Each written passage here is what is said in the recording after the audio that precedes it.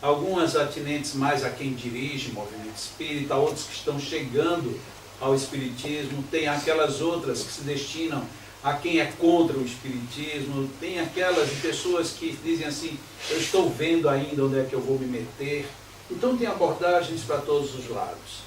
Eu procurei fazer uma mescla de algumas abordagens que particularmente eu acho interessante. Umas certamente não serão tão interessantes para todos, outras provavelmente agradarão a alguns. Na questão 25 do Livro dos Espíritos, para começarmos, Allan Kardec faz uma pergunta aparentemente simples, mas a resposta dos Espíritos é no mínimo intrigante. O Espírito independe da matéria ou é apenas uma propriedade desta, como as cores o são da luz e o som o é do ar? E os Espíritos responderam, são distintos uma do outro. Mas a união do espírito e da matéria é necessária para intelectualizar a matéria. E aí surge o grande problema. Então a matéria pode ser intelectualizada? Se nós tomarmos a matéria como um todo, talvez isso fique muito abstrato. Mas se tomarmos uma matéria muito objetiva, fica mais abstrato ainda. Por exemplo, todos estamos, salvo raras exceções, sentados sobre algum tipo de cadeira ou acomodação em que nós estamos repousando o corpo sobre ele. Será que essa cadeira um dia vai ter intelectualidade? Como é que essa cadeira pode um dia, ou a matéria que a compôs, se intelectualizar? Numa primeira leitura, quando nós fazemos do Livro dos Espíritos, à primeira vista, parece que houve algum erro de tradução. Pode ser que o tradutor tenha captado, ou tenha esquecido, ou tenha deixado passar alguma coisa. Se os Espíritos têm falado só isto uma única vez, era um equívoco. Mas logo depois, na questão 71, ele diz lá no final da resposta de uma outra pergunta que Allan Kardec fez. Necessário é que o Espírito se una à matéria animalizada para intelectualizá-la. O que já tira de nós a reflexão em cima de uma cadeira. Mas o que é uma matéria animalizada? Uma matéria animalizada é um animal? É uma matéria que tem uma peculiaridade diferente? O que Allan Kardec queria e que os Espíritos insistiram em tratar? Essa questão eu quis abrir com ela, mesmo sabendo que pouco vai importar muita gente. Mas é que muitas vezes, dentro da doutrina espírita, nós vislumbramos, se estivermos um pouco atentos, um verdadeiro universo a se descortinar, e é um universo em que mesmo as mentes melhor elaboradas no conhecimento tecnológico, científico, psicológico, clínico, seja do que for, não ousou pensar. Como é que alguma coisa se junta a outra para fazer um processo, digamos aqui, sintética e talvez equivocadamente, de osmótico? Há uma osmose entre o espírito e a matéria. Como pode isso se dar? Um grande estudioso espírita, que eu admiro muito, e soube nessa viagem que a Julieta Marques também o aprecia sobremaneira, ele teve a oportunidade de fazer um breve mergulho neste assunto. Quando ele escreveu o livro Alquimia da Mente, trata-se de Hermínio Corrêa de Miranda. E uma certa vez eu procurei examinar, junto a algumas livrarias, da possibilidade de adquirir o Alquimia da Mente. E era uma pergunta um tanto quanto malandra da minha parte, porque eu não queria comprar. Na verdade, eu queria saber se tinha. E normalmente as livrarias espíritas dizem, não tem, ou acabou. E eu procurei então com a editora. E a editora diz, olha, é um livro complicado, porque as pessoas procuram, mas não adquirem. E os que adquirem não leem. Então é um livro que termina ficando a gente sem saber se publica ou não publica.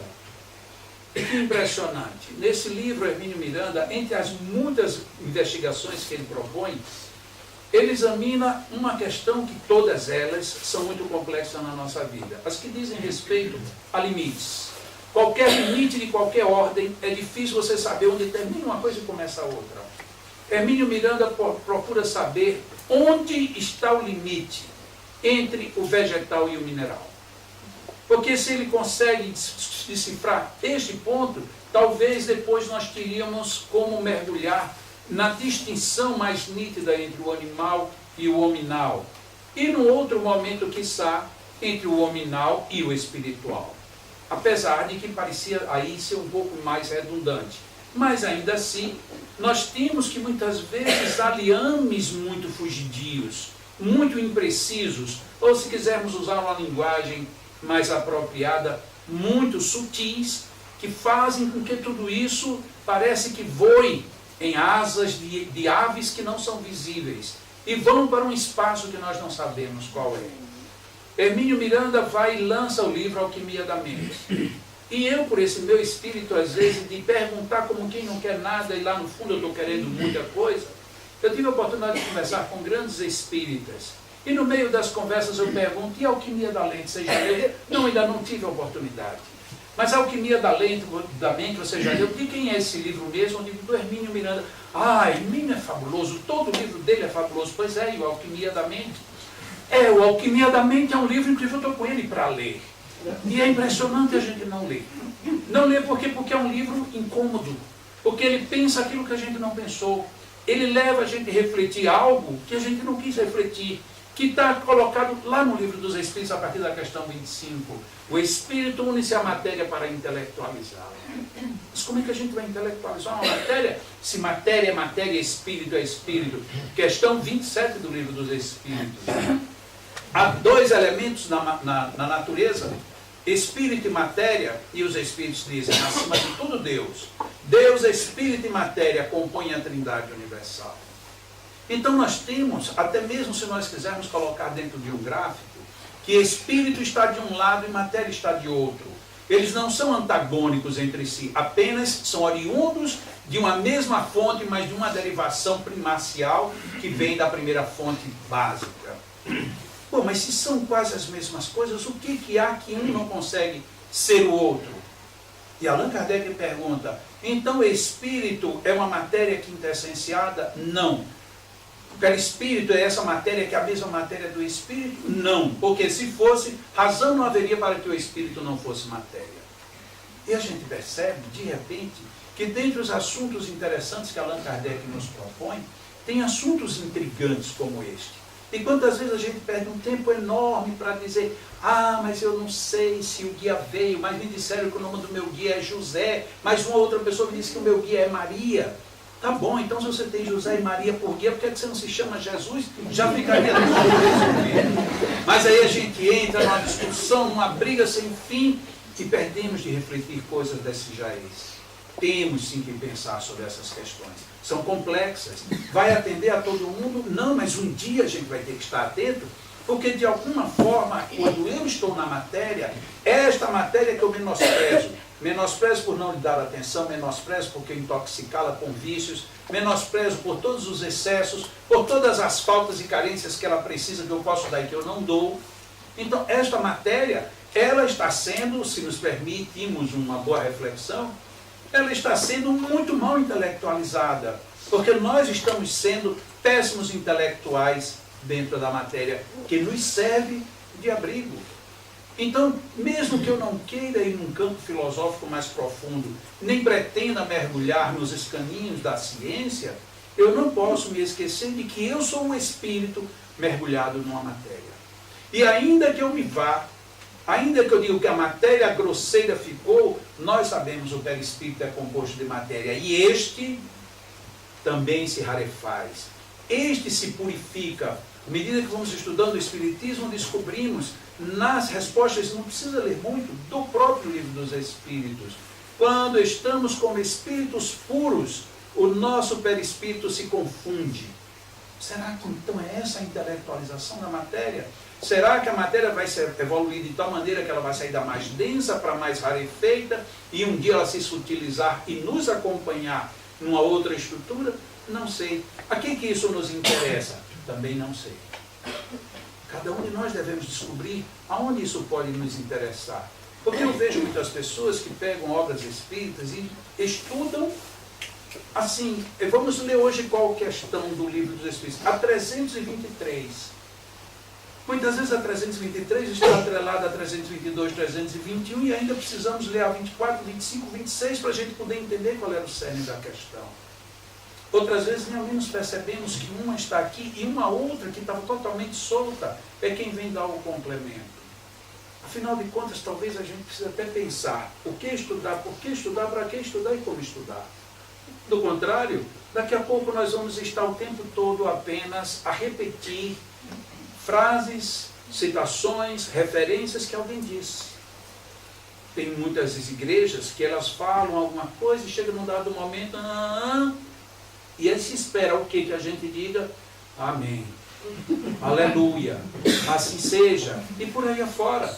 E a gente nem precisa prestar atenção no que está falando.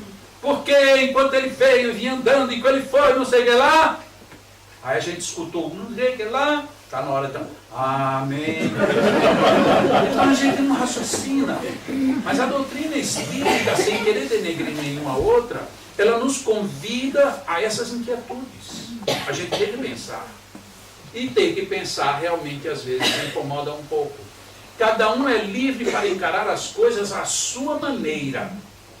E nós, no caso ele fala os espíritas, que reclamamos essa liberdade para nós, não podemos recusá-la aos outros. Eu quero ser livre, eu quero que me deem liberdade, como é que eu vou recusá-la a quem quer que seja? Mas ele acrescenta um detalhe muito rico para a nossa reflexão pessoal.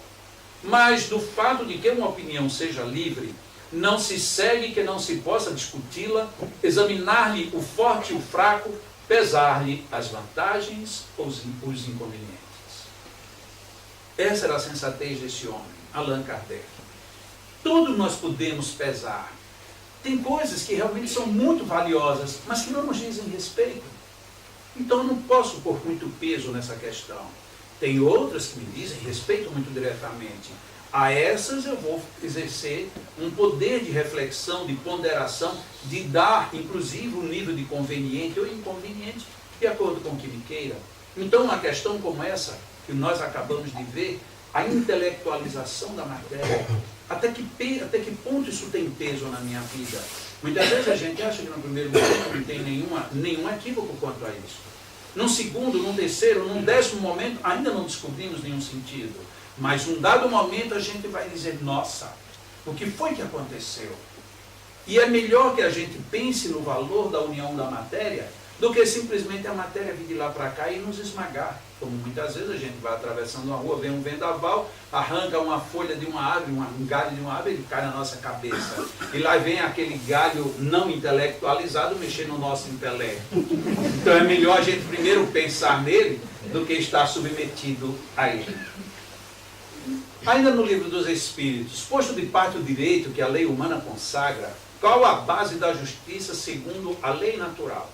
Para quem já leu com atenção o livro dos Espíritos, Allan Kardec trata a lei natural como sendo a lei divina, como sendo um suprassumo da própria essência divina. Allan Kardec põe em Jesus a resposta. Disse o Cristo, queira cada um para os outros o que quereria para si mesmo. Ainda ontem, numa palestra que nós fizemos em Pombal, nós colocávamos essa questão de relatividade que os superiores nos colocam sempre. Nunca um espírito superior quer que nós sejamos geniais, perfeitos, completos. Analise tudo dentro da sua referência. E nós, às vezes, quando dirigimos algum movimento, seja ele de que ordem for, é uma das coisas que nós mais tememos é dar essa liberdade para o outro. Não, você pode pensar, mas você vai ter que pensar dentro desse... E aí a gente fecha. A mim o que me espanta é porque a doutrina espírita, desde que eu a conheço, ela tem se consignado como a doutrina mais aberta de todas as doutrinas que eu conheço. Mas de repente nós encontramos muitos espíritas que são os mais fechados, que não se comportam em canto nenhum. Porque eles estão totalmente travados. Porque, e onde é que está a trava? Está exatamente dentro desse direito. Eu quero ter a liberdade, e foi a proposta de Allan Kardec na frase anterior. Eu quero ter a liberdade. Eu só tenho um jeito de possuir de fato, dando-a para os outros.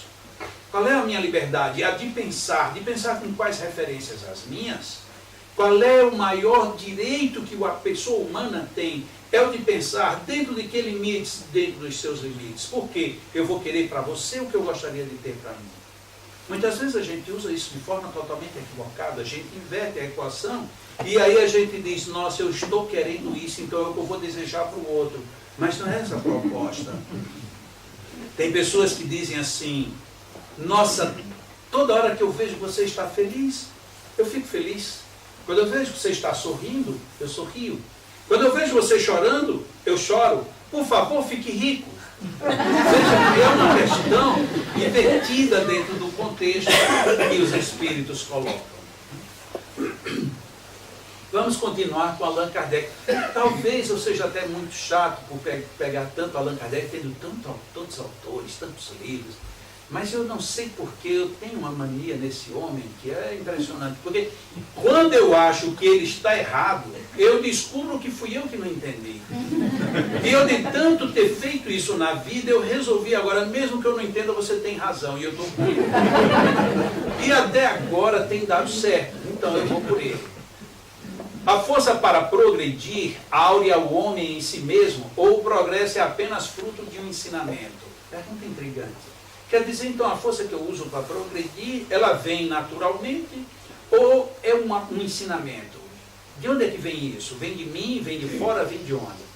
O homem se desenvolve por si mesmo naturalmente. Essa primeira frase é fantástica. Quer dizer, então, que eu me desenvolvo por mim. Não, mas teve a minha mãe, teve meu pai, teve meus professores, sim. Mas se você não quisesse, o que tinha acontecido? Não tinha mãe, não tinha pai, não tinha professor, não tinha ninguém. Tem muitas pessoas que comprometem a vida exatamente porque não aceitam nada de ninguém. Mas os espíritos, na minha visão, eles são tão justos nas suas respostas, que eles põem uma frase dessa: o homem se desenvolve por si mesmo, vírgula, naturalmente. Ou seja, existe uma lei natural, porque eu aprendi isso com um advogado. Ele disse assim: Jacó, quando alguém escreve alguma coisa para um advogado, vale o que está escrito. Eu disse, mas vale para qualquer um. Ele disse, não. Vale o que está escrito no entendimento de um advogado. E não no entendimento, às vezes, de quem escreveu. Eu disse, eu não percebo o que você quer dizer. Ele disse, se você escreve para um advogado e diz mais ou menos assim: o senhor pode discursar sobre este assunto e nós lhe sugerimos esta bibliografia. Ele vai pegar aquela bibliografia e não vai sair dela de jeito nenhum. Eu disse, mas está uma sugestão. Mas na leitura de advogado, uma sugestão vinda desse jeito é uma determinação. E ele vai até o fim. Eu digo, nossa, que coisa interessante. Dentro da literatura espírita, notadamente da obra de Allan Kardec, os textos que são respostas dos espíritos têm a tonalidade deles. O que isso quer dizer? Quando os espíritos usavam naturalmente, que na nossa terra, no Brasil, quer dizer assim, naturalmente, ou seja, acontece você nem perceber. No conceito dos espíritos, queria dizer naturalmente, de acordo com a lei natural. E essa diferença fundamental que às vezes a gente não percebe. O homem se desenvolve por si mesmo naturalmente. Mas não é naturalmente. É naturalmente. É outro tom. É dentro de uma lei muito maior, muito mais grandiosa, muito mais eloquente. Ou seja, essa lei natural ela é tão fenomenal que mesmo que você não queira, naturalmente você vai se desenvolver. Mas nem todos progridem simultaneamente e do mesmo modo. Outra observação grandiosa. Nem todo mundo, ela é óbvia. Nem todo mundo progride simultaneamente, nem todo mundo vai junto, nem todo mundo vai pelo mesmo caminho. Mas o que tem de bonito nisso? Nem todos progridem simultaneamente, nem do mesmo modo.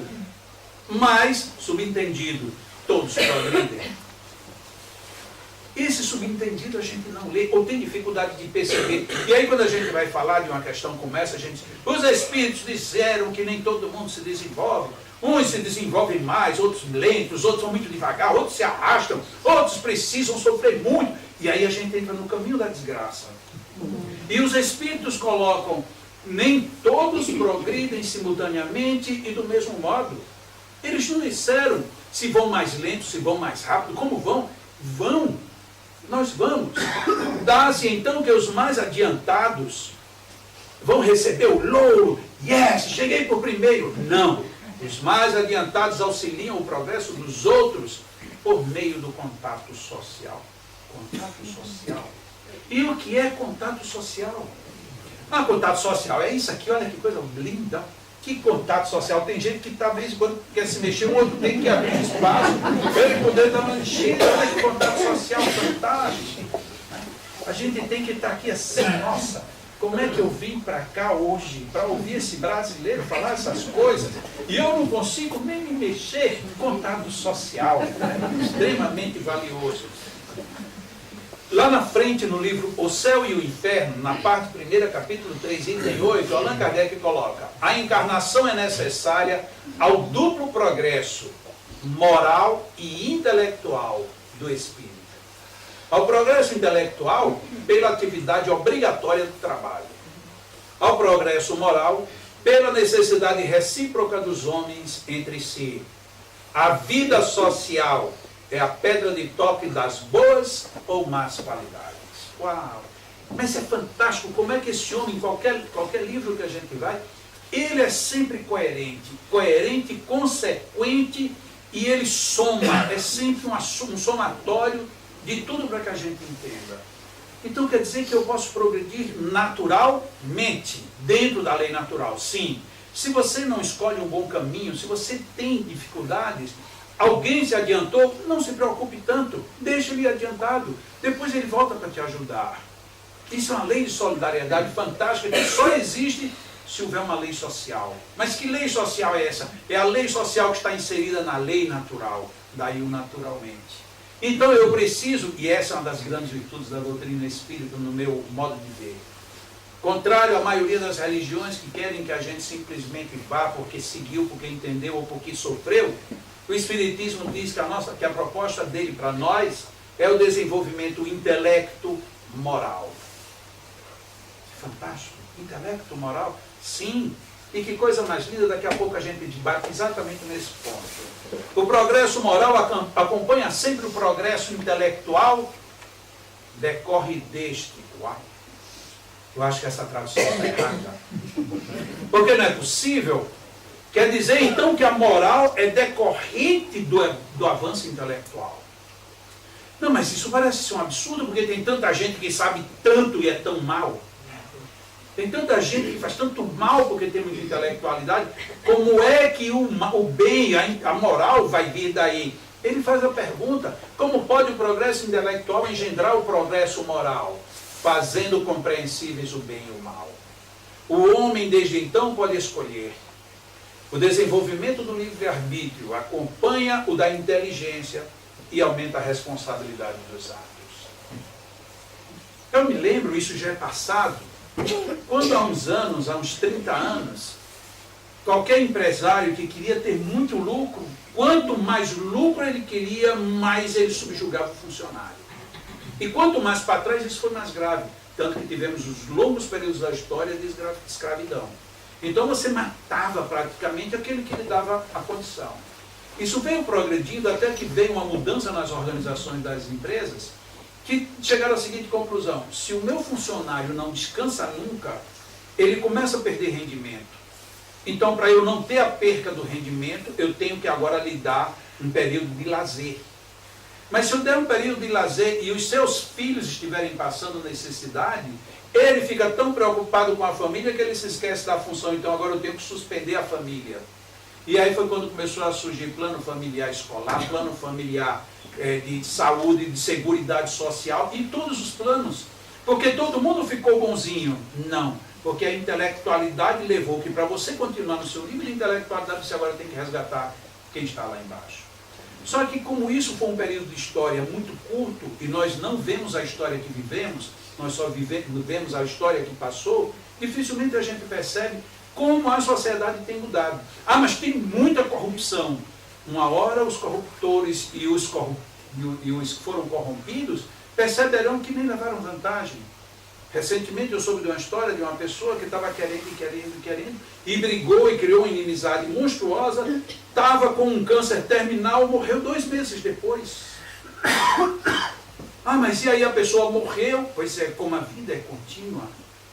Hoje, talvez, com mais 2 meses, ela já tenha descoberto, meu Deus, para que é que eu briguei?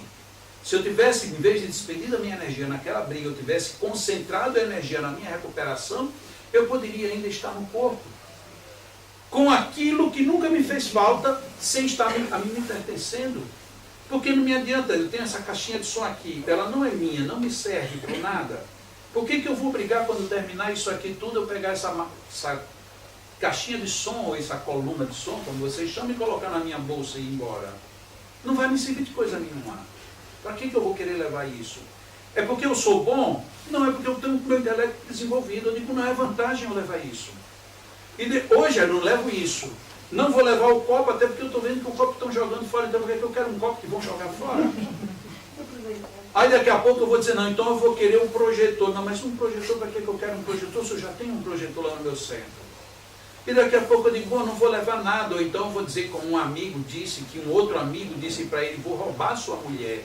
E ela disse assim para ele, você vai ter que entrar na fila. Quem é que é mais grandioso nessa história toda? É quem quer roubar, quem vai ser roubado? Ou quem está dizendo, pois tente, porque o negócio aqui, a briga é feia. É o uso da inteligência, é muito melhor do que a gente brigar.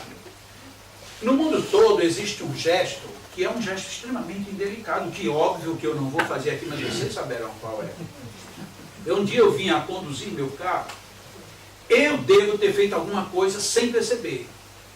Porque de repente alguém buzina atrás e corta a luz. Eu abri, porque eu digo, essa pessoa vem apressada, e eu abri para passar. Só que quando a pessoa passou, colocou a mão para fora e mostrou que na sua mão tinha um dedo muito grande. No que eu olho para aquilo, eu disse, nossa, esse dedão que ele tem, pois eu vou mostrar para ele que eu vou ganhar. Ele colocou um, eu vou colocar 5. No que eu coloquei 5, aí ele depois fez, eu também tenho 5, e foi embora. Ou seja, eu fui puro, fui santo, nada, eu fui inteligente. E essa inteligência termina repercutindo no moral. Porque se eu tivesse mostrado a ele que eu também tinha um dedo grande, ele ia parar para medir qual era o maior dos dois. E isto não daria certo. Então, na hora que eu disse para ele que eu tinha 5, ele chegou e disse, eu também tenho 5, deixa para lá. Ou seja, já não valia a pena mais a discussão. Mas por que se alguém me mostra um dedo grande, eu tenho que mostrar o meu grande também? Qual é a vantagem que eu levo? Mas um dia a gente aprende. Um dia a gente percebe que não vale a pena. Não vale. E aí a gente vai abrir mão do caminho. Quando a gente é jovem, começa a conduzir, que alguém começa a querer passar, a gente dá uma esticada para não deixar. Depois de uma certa idade, a gente passe, meu filho, passe. Antes de chegar nesse estágio, que é o primeiro e o último estágio. No meio, a gente diz, passe, meu filho, que tem um poste, ele espera. É aquele negócio que ainda está aqui, a gente está domando. O intelectual e o moral ainda estão em briga um com o outro. Mas uma hora a gente chega.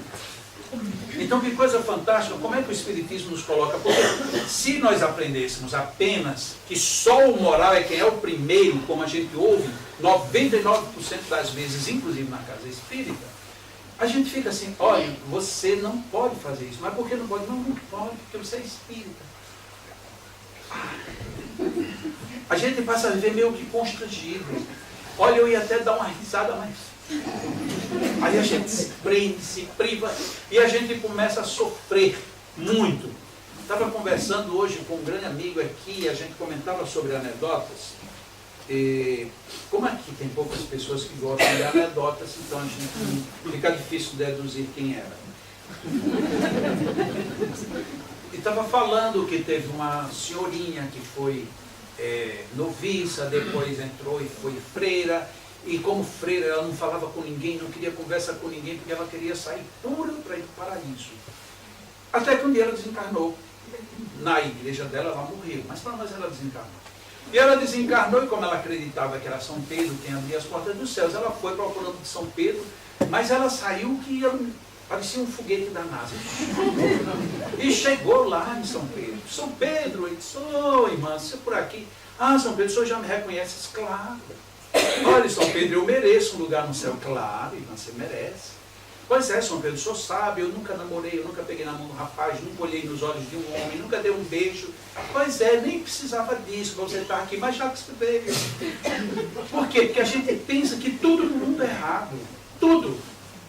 E a gente começa a se furtar a viver.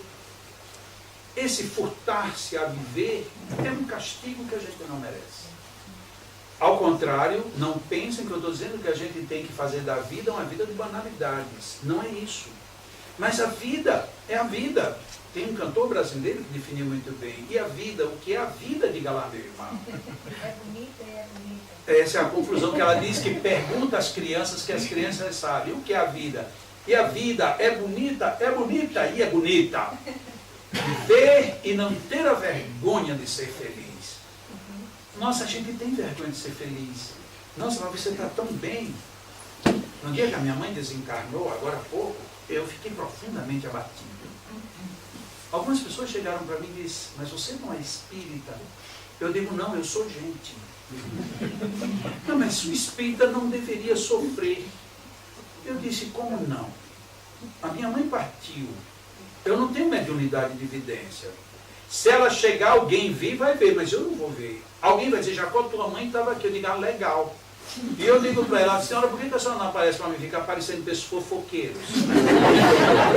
Eu já disse para ela, quando eu desencarnar, a gente vai ter uma conversinha. Pode se preparar, que eu quero bater um papo com a senhora, porque a senhora fez uma covardia comigo. Então, eu tenho o direito de querer ver minha mãe. Lógico, não consigo vê-la, não vou conseguir, porque eu não tenho essa evidência. E ela disse, e a gente aprendeu, até pela vivência prática, que quando a gente às vezes está muito doente e começa a ver antepassados, é porque a gente está passando. Então já disse para ela, mãe, não apareça tão cedo. Reclamo, mas reclamo. Eu deixo a coisa mais ou menos limpa.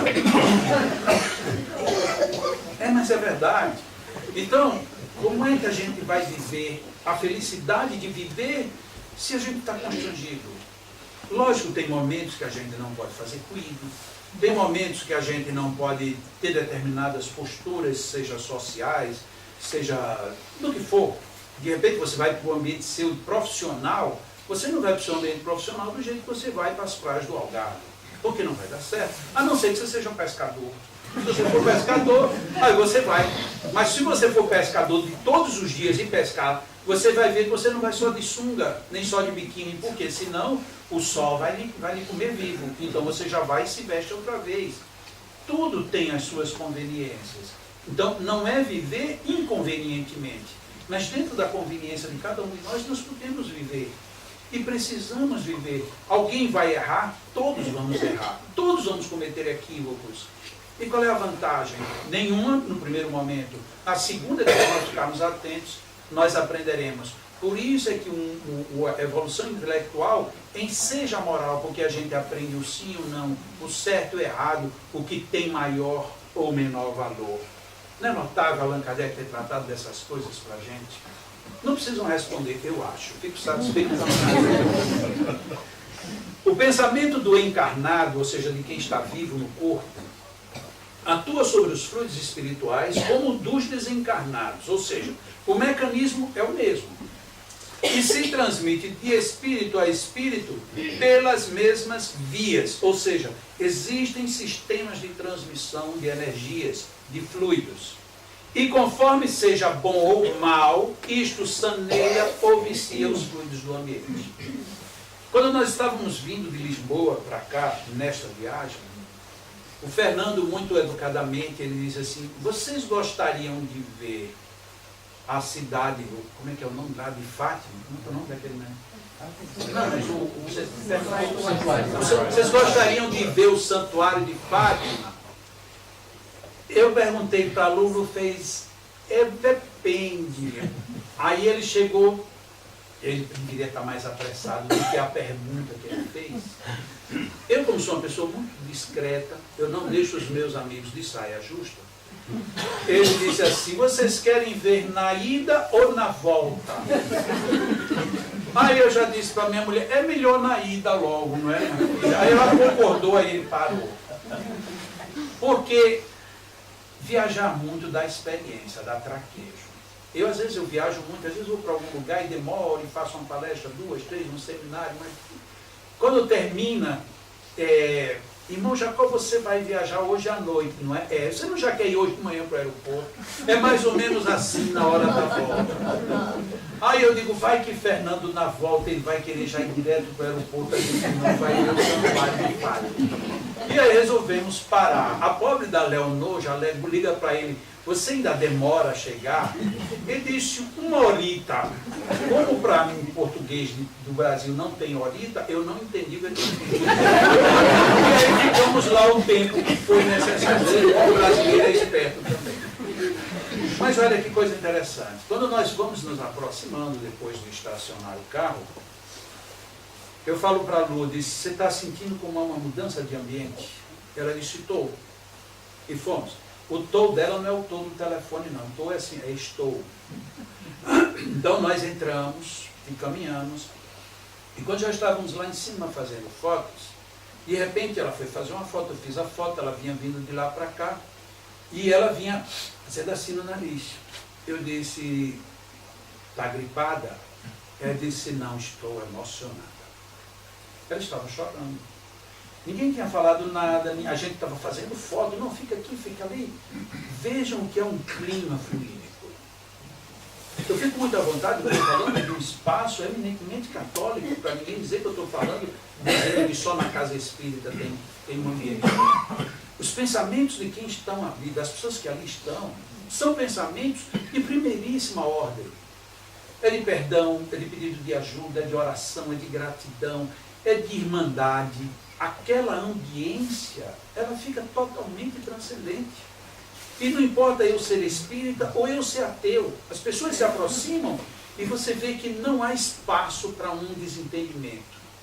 Às vezes as pessoas chegam até nervosas, agitadas, irritadas, querendo porque querem, mas daqui a pouco já estão ali e foram. E daqui a pouco você olha, a gente nem acredita, mas essa pessoa chegou tão agitada, olha como é que já está. Mas só que a gente fica olhando de longe. Porque gera isso que Allan Kardec colocou aqui na Gênese. Dependendo da nossa mentalização, do que nós entendemos, nós favorecemos o ambiente. Isto aqui hoje tinha tudo para ser confusão de tudo que era jeito. Por que será que nós aqui não fizemos confusão hoje? Não é porque aqui é uma casa espírita, não é porque tudo isso contribuiu, mas sobretudo porque todos nós viemos para cá com boas intenções. Viemos com a boa intenção de passar por um tratamento, de receber um passe, de assistir uma palestra, de ver um homem muito bonito, que é uma coisa que também entusiasma. Então, essas coisas todas nos deixam assim, criando um ambiente notável. É exatamente isso. É um outro assunto que Allan Kardec entra, e ele entra com muita riqueza de detalhes.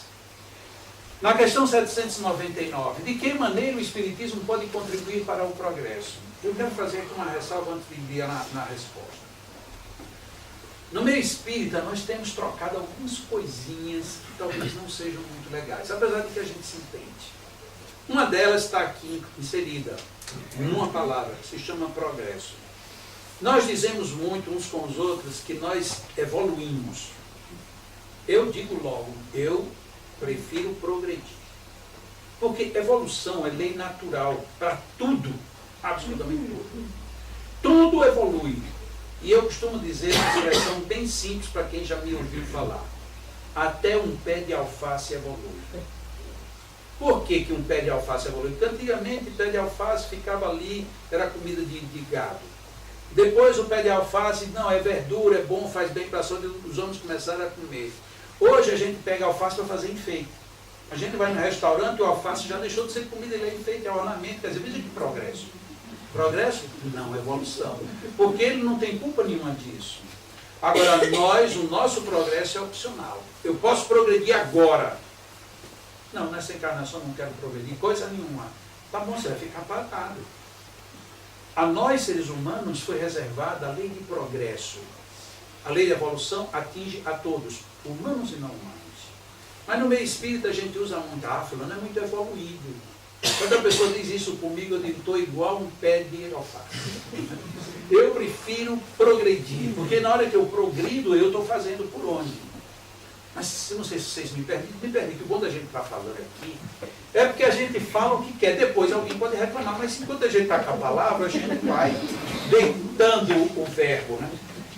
A gente vai progredindo e às vezes vai vacilando na ida e na vinda, a gente não sabe, tem horas que a gente não sabe se progrediu, se regrediu, mas pelo menos a gente está indo na onda. Mas as pessoas às vezes dizem assim, mas você não progrediu nada. E aí a gente fica assim, coitado de mim. Mas quer ver a coisa dar errada? É você chegar a dizer, Julieta, você sabe que eu já era bom. Na hora que você diz essa frase, você já foi cortado assim, enviesado. E agora, Julieta, eu estou muito melhor. Peraí, a gente está buscando a lei do progresso. Na hora que eu reconheço que eu estou progredindo, você está derrotado. Porque a gente diz, isso é vaidade. Isso é vaidade, mas peraí.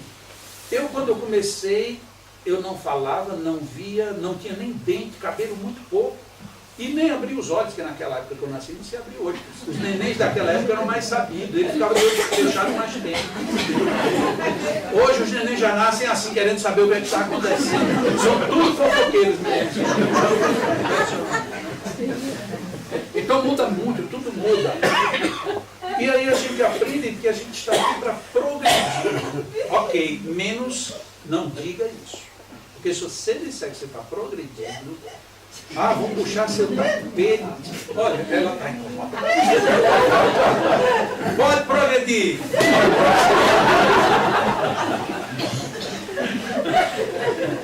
Mas a gente não pode progredir, que as pessoas ficam desconfortáveis. Você vai dizer que você é espírita.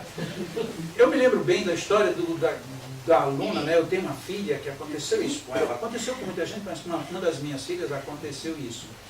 Ela chegou em casa e disse assim, como é que foi lá na escola? Perguntei. Não, como foi na escola? Não, pai, não. Você não falou nada, eu digo, tem alguma coisa errada. Como normalmente o pai é o bicho papão, ela entrou e foi falar com a mãe. E eu estou ali, só escutei o grito. É o quê? Então você está na escola para quê? Digo, meu Jesus. Uma ressalva, não foi a Lu. Okay? Eu digo, meu Deus do céu. Vai ficar de castigo, porque não é possível. E eu quero que você não passe de ano. Digo, meu Deus, eu lhe mato. Eu digo, pronto, tem um assassino. Deixei passar, depois ela veio. Minha filha, minha casa. Não, filha, vem cá. Foi que eu. Que foi, minha filha? Não, porque eu não tirei umas notas boas. Traga seu, lá chamamos de boletim, não sei como é. Traga seu boletim para eu ver. E ela trouxe. E o boletim era em tintas pretas, as letras em azul e as notas em verde e vermelho. E aí quando ela me deu, eu disse, nossa, mas está tão bonito o teu boletim, todo colorido. Mas é um colorido só o seu boletim. E o que foi que houve? Você está tão bonito assim, pai, não brinque não. Disse, muito bonito isso. Não, pai, porque olha aqui, ó, a mãe está dizendo que eu fiquei aqui, ó, só porque eu fiquei só em 5. Eram 8, ela só ficou em 5. Exagero. Ficou em 5 matérias, de 8. Eu digo, mas nega, que coisa maravilhosa. Disse, pai, por quê, pai? E ela chorando ainda. Ó, você levou esse ano todo para passar em 3. A gente agora tem um mês para passar em 5. A gente passa numa boa. Mas a gente como? Eu disse, não, a gente vai estudar, eu vou ficar aqui com você. Mas a mamãe disse que eu não vou mais para o cinema, não vou... Não, deixa isso para lá. A gente vai estudar. Esse negócio de cinema, não sei o que lá, na hora que der você vai. Enquanto não der, a gente... Mas como? Eu digo, vamos estudar e ter ideia. Pegamos filho. E aí ela passou nas 5 matérias. Quando ela passou, ela já entrou, já não quis falar. Não, mas já veio direto comigo. Pai, eu digo, não vou falar com você. Não, quero falar comigo. Olha aqui, pai. Ele disse, tá feio, seu boletim. Tá tudo da mesma cor agora. Pai, eu passei. Ele, que legal, eu faço assim. Não diga que me disse. Você vai lá mostrar para a sua mãe. E ela entrou. E eu fiquei aqui ouvindo. Mãe, o que é? Que é, menina? Aqui, mãe, eu passei, olha, tá vendo? Não fez mais do que a sua obrigação. Isso é uma tristeza, porque você está crendo que agora, bom, eu levei tanta bronca que agora é a hora de eu receber o parabéns. Não, você não fez mais do que a sua obrigação. Ela voltou chorando. Pai, eu digo, olha, você vai tomar um banho, troque de roupa, mas se arrume a mais bonita que você possa ficar. para a gente ir comemorar. Aí eu disse, vamos comemorar. Mas eu vou dizer, não me diga nada, vá lá e se arrume. E ela entrou. E daqui a pouco lá veio ela, né? Menina ali, uns 14, uns 15 anos, imagina que beleza que fica, né? Toda bonitinha, toda arrumada, a mãe vê aquilo. Para onde é que você pensa que vai? A mãe ainda não tinha absorvido a lição. Disse, meu pai disse que a gente vai comemorar. Comemorar o quê? Disse, vamos comemorar que ela passou de ano. Mas ela ficou e superou. Então agora a gente vai comemorar. Aí ela no ano seguinte, quando começou o ano, eu disse, olha, estude, porque senão vai ter outra bronca. Antes do final do ano ela tinha ficado em 3. Já foi um avanço. Porque na outra ela tinha passado em 3 e ficado em 5. Agora ela ficou só em 3, passou em 5. Eu digo, olha, se em 5 a gente conseguiu essas 3, a gente mata logo, né? Você deveria não ter chegado a isso. E a mãe chegou, você já trouxe seu boletim? E ela olhou para mim e disse, que não. Não, seu pai, o seu pai melhor do mundo. Eu digo, graças a Deus que eu sou o pai melhor do mundo. Porque se você tivesse me dito e não a ela era quem era a mãe melhor do mundo. Por isso que eu fui o pai melhor do mundo. Nós precisamos ter esse tipo de visão. Eu não posso imaginar Deus lá dizendo, você não fez mais do que a sua obrigação. Eu li uma frase de uma senhora, que eu acho que muita gente deve ter lido na internet, uma senhora de 90 anos, que perguntaram a ela como é que ela chegou aos 90 anos, tão bem, tão saudável e tão feliz. E ela dá umas regras. Uma das regras que ela diz é assim, eu aprendi que Deus te ama, não pelas coisas certas que você fez, nem pelas erradas. Ele te ama porque Ele é Deus. Aquilo me fez uma diferença quando eu li, porque é fantástico eu pensar desse jeito. Se eu fizer alguma coisa errada, Deus me ama. Se eu fizer alguma coisa certa, Deus também me ama. Porque se não for assim, Ele não é Deus. E Ele é Deus.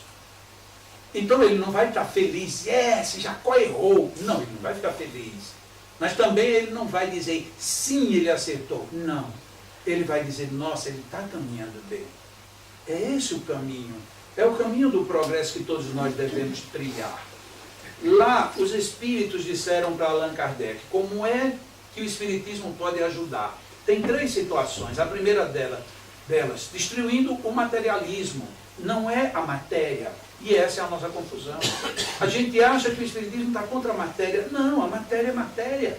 A matéria é um dos princípios elementares do universo.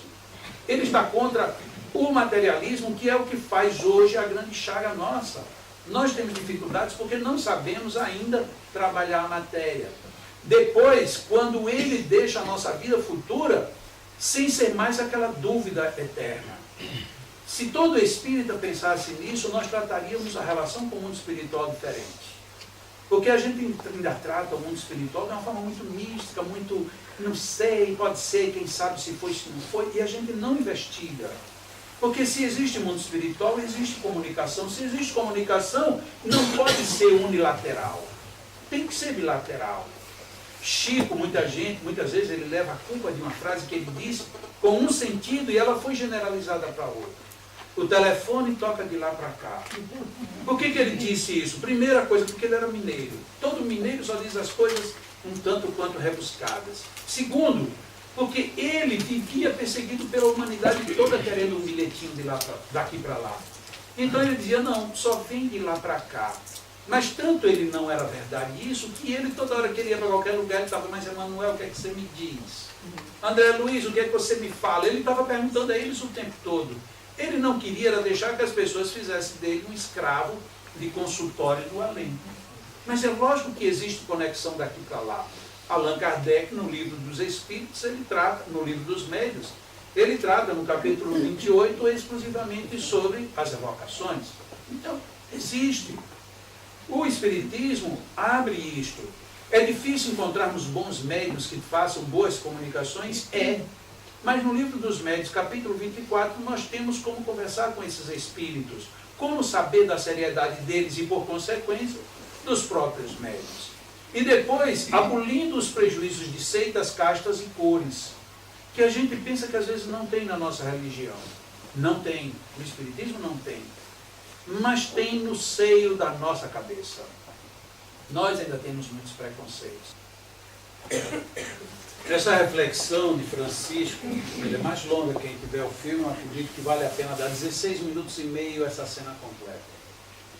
Mas mostra a nossa dificuldade quando nós lidamos, quando sabemos o que é a realidade que nós temos nas mãos. E como é difícil, às vezes, lidar com ela, sem que sejamos considerados os antagônicos daquilo que é o verdadeiro, como foi o caso de Francisco. Como é difícil, às vezes, nós conseguirmos chegar onde queremos. Este talvez seja um dos melhores ensinamentos propostos por Allan Kardec. Que a gente estude, que a gente tenha segurança. E aí, para concluir, eu trouxe essa mensagem do Evangelho segundo o Espiritismo, o homem no mundo, que fecha praticamente todos esses pontos rápidos que nós tivemos a oportunidade de ver nesta noite. Não julgueis toda a vida que, exortando-vos incessantemente à prece e à evocação mental, pretendamos vivais uma vida mística que vos conserve fora das leis da sociedade onde estáis condenados a viver. Não! Vivei com os homens da vossa época como devem viver os homens. É um convite muito sério. Nós não precisamos ser agêneres, nós não precisamos ser esquisitos, não precisamos ser monstros, nem precisamos ser cordeirinhos que vamos terminar servindo apenas para acender a lã para quem queira. Nós precisamos viver como vivem os seres. Nós podemos ser criaturas extremamente naturais, desde que a gente aproveite isso no proveito próprio e social. Sacrificai as necessidades, mesmo as frivolidades do dia. Mas não é um ponto final aí. Mas sacrificai com um sentimento de pureza que as possa santificar. Como quem diz, se você sacrifica por sacrificar, você não está fazendo praticamente nada. É preciso que esse espírito de sacrifício não seja o sacrifício pela dor, pelo sofrimento, mas sim pelo aspecto de sentimento de pureza. Essa é a grande diferença. Porque se fosse pela dor, bastava a gente voltar de novo para o velho silício de sair se chicoteando. Nós precisamos valorizar que sacrifícios nós fazemos. Quantas vezes a gente vem a uma casa espírita, vai a um hospital, e nós vamos ter que enfrentar fila, horário, para poder ser atendido, e a gente fica, meu Deus, o que é que eu estou fazendo na vida? Aquilo que eu vim. Bom, se você que está sofrendo não sabe para que é, imagina como é que outro vai saber. Eu tenho que valorizar isto. Eu vim a um centro espírita, para não generalizar no todo, eu vim a um centro espírita para receber um passe, para receber uma fluidoterapia. Mas demora muito. Ok, analise você mesmo. Demora muito, vale a pena? Não vale. Vá para casa, tenha certeza que Jesus não vai ficar com raiva de você. Agora, se amanhã você viu que deveria ter esperado, volte. Mas volte agora dizendo, graças a Deus, eu posso ir e vir. E eu vou para receber o benefício. E quando você vier para receber o benefício, não cobre de quem vai lhe dar o benefício. Cobre-se de você mesmo. Eu vou reter tudo que eu posso. E vou me completar com isto. Porque senão esse sacrifício não vale de nada, porque vai faltar a ele esse sentimento de pureza. E não é um sentimento de pureza só para o outro, é para mim. Eu tenho que ter sentimento de pureza comigo mesmo. Sois chamados a estar em contato com espíritos de naturezas diferentes, de caracteres opostos. Não choqueis a nenhum deles com quem estiverdes. Sede joviais, sede ditosos, mas seja a vossa jovialidade a que provém de uma consciência limpa. Que é interessante como os espíritos dizem e dizem o porquê.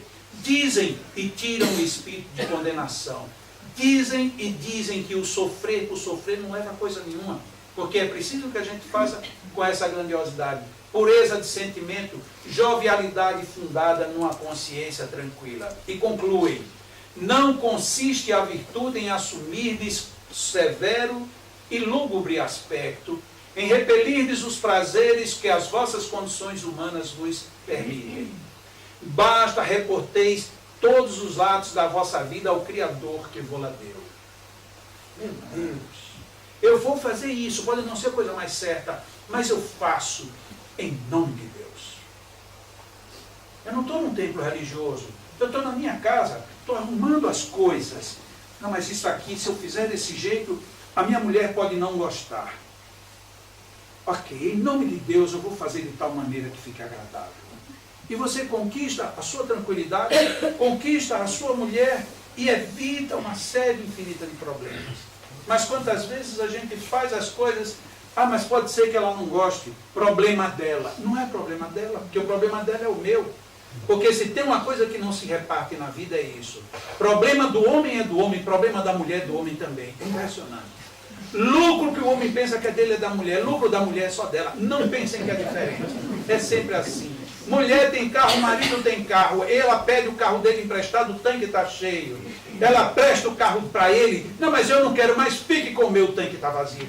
E isso é da natureza. Ninguém discute. Para que a gente vai brigar? Não tem por que brigar. É assim, se é assim, então que assim seja. Por que eu não preciso ser inteligente? Eu tenho que ser inteligente em tudo. Porque a inteligência, a gente hoje já tem inteligência emocional, inteligência espiritual, inteligência... Já temos tantas inteligências e a gente está usando qual? Nenhuma. A gente está usando a inteligência da burrice. Porque eu sei que isso vai desagradar, mas eu vou fazer, então isso não é bom. Como eu disse no início, a obra espírita ela é cheia de grandes referências. Tem uma referência que eu não trouxe porque ela é muito longa, ela demandaria toda a nossa abordagem, que é uma que trata do relacionamento entre as pessoas. E a gente às vezes vai procurar livro de psicologia, livro de autoajuda, livro de sociologia, livro disso, os outros livros todos da codificação, fora da codificação espírita. E um dia alguém me pediu para falar sobre relacionamento interpessoal. Eu, como disse no início, também eu tenho um visgo a Allan Kardec muito forte. Eu digo, bom, primeiro eu quero ver o que é que ele diz. É fantástico. Como Allan Kardec lida as inter-relações, os problemas que nós temos, tira de cena tudo o que a gente já ouviu falar.